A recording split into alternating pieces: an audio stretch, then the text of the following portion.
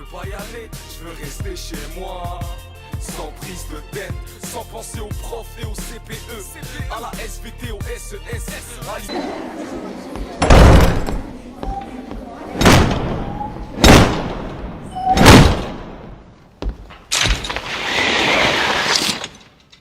Bonjour les 6e. J'espère que vous allez bien.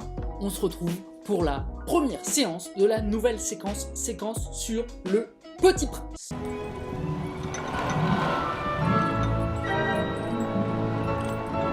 Ah, le Petit Prince. Je suis sûr que ça rappelle plein de choses à des parents émus qui se souviennent de la première fois où ils ont lu ça. Le Petit Prince, faut que vous le sachiez, c'est un des livres les plus lus au monde. C'est un livre qui est plutôt à destination des enfants, enfin, à destination des grands enfants, voire même des très grands enfants. Même un adulte en fait.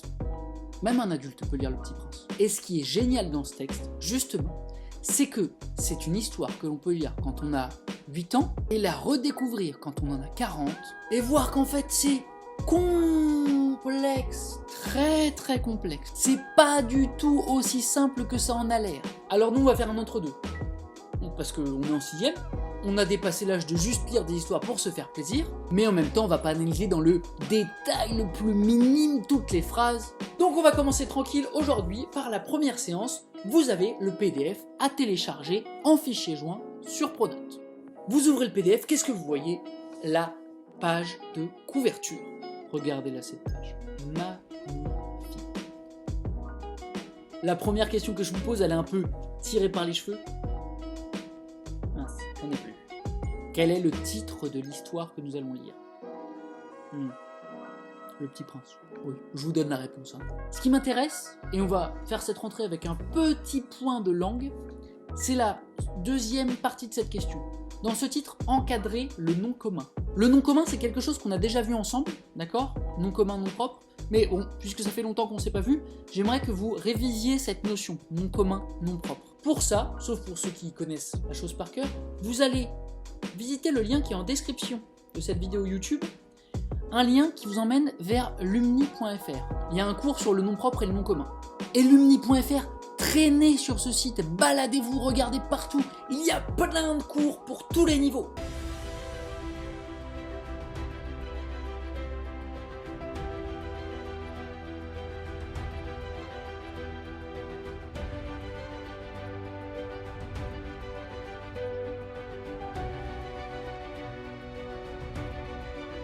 Il est vraiment génial ce site, allez-y, il est super.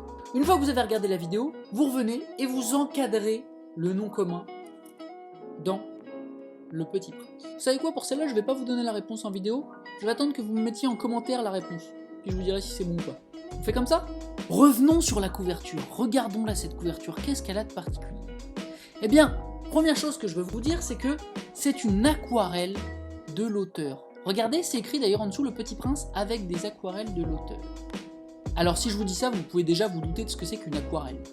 Mais quand même, je vais vous demander de chercher ça. L'auteur, je l'ai pas dit, mais marquez-le quand même dans votre cahier, c'est la question 2, il s'appelle Antoine de Saint-Exupéry.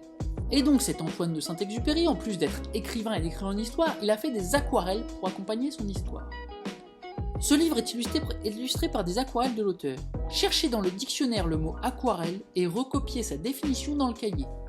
Alors là, je vais vous demander de mettre pause, d'aller chercher dans un dictionnaire ou alors d'aller chercher sur un dictionnaire en ligne. Je vous mettrai en lien d'ailleurs le lien d'un dictionnaire en ligne. Et puis de recopier la définition d'aquarelle. Vous devez maintenant aller la chercher. Allez-y, faites-le maintenant. C'est parti! Normalement, vous avez mis pause juste avant, vous écoutez donc ma voix, alors que la définition du mot aquarelle est écrite dans votre cahier.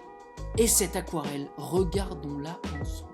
Que de simplicité et de poésie sur cette aquarelle qui sert de couverture au Petit Prince. Je vous pose la question, d'après l'image, question 4, d'après l'image de la couverture du livre, où semble vivre le personnage dessiné? J'y réponds avec vous, vous ne pouvez pas le faire. Moi, quand je vois ça, je pense d'abord à la lune. Une lune grise, on voit un paysage un peu montagneux. Mais si je regarde de plus près, je vois qu'il y a des fleurs, un arbre. Et alors je me dis, ça doit être une planète totalement différente, une planète inconnue. Quoi qu'il arrive, en tout cas, le Petit Prince, il vit sur une autre planète que la Terre. Et c'est la réponse à la question. Détaillons-la un peu, cette couverture d'ailleurs.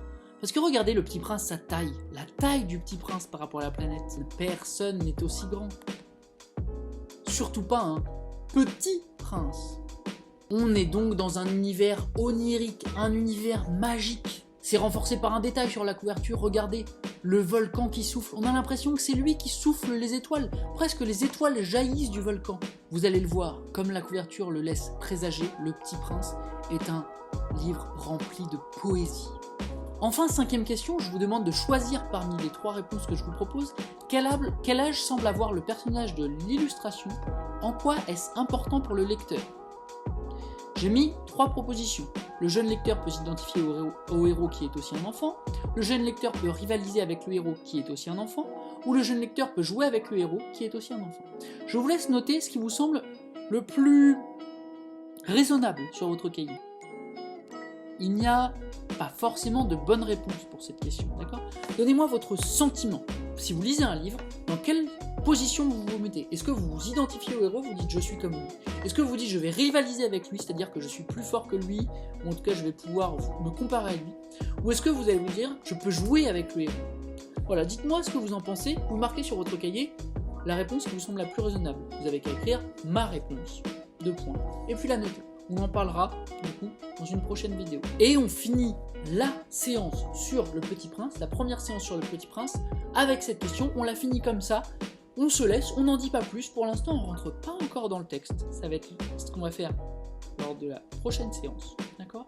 On rentre pas encore dans le texte. On a quand même aujourd'hui fait un petit rappel sur le nom propre et le nom commun. Et puis, on a fait une introduction générale au Petit Prince, on en a discuté ensemble.